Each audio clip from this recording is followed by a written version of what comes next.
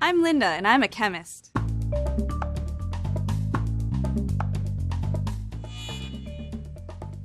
How do you write chemical formulas?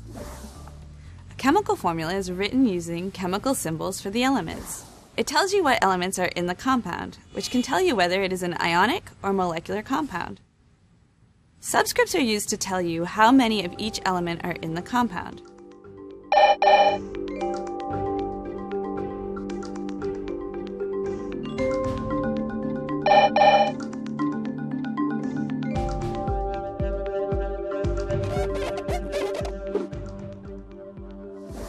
Ionic compounds are composed of ions, but are combined so that the overall charge of the compound is 0.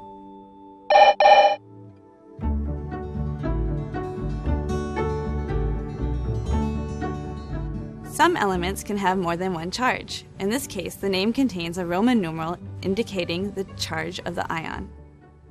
Lead 2 oxide. The Roman numeral 2 indicates lead has a +2 charge. Oxide for oxygen. Oxygen has a -2 charge. So the chemical formula would be PbO.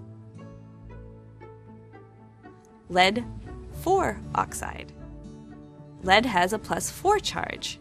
Oxygen still has a -2 charge. Ionic compounds are combined so that the overall charge of the compound is 0. So the chemical formula would be PbO2.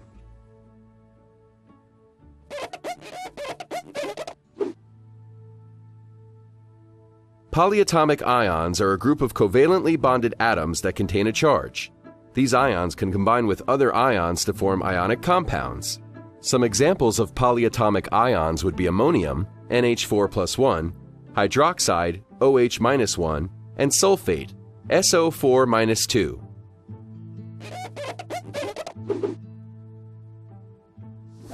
When writing the chemical formula for an ionic compound with a polyatomic ion in it, the same approach is taken as with ionic compounds, but parentheses are used around the polyatomic ion if there is more than one. For example, barium phosphate.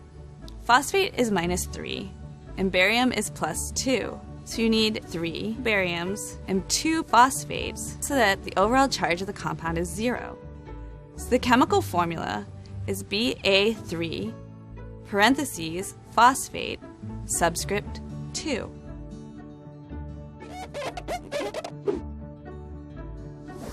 Greek prefixes are used to indicate the subscript of an element. Mon, di, tri, tetra, penta, hexa, hepta, octa, nona, deca. Those all are prefixes for 1 through 10. If no prefix is given for the first element, then there is only one. Here are a few examples. Carbon dioxide. The di indicates there are 2 oxygens, so the chemical formula is CO2.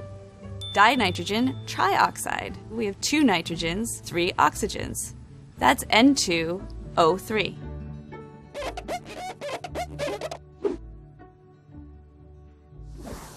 The molecular formula of a compound describes the exact quantities and elements that make up the compound.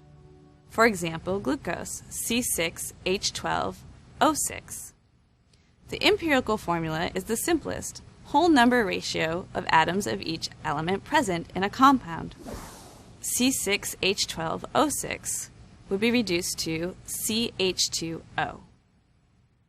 The molecular formula C6H14 can be reduced to its simpler empirical formula. 6 and 14 are both divisible by 2, and so we find the empirical formula to be C3H7.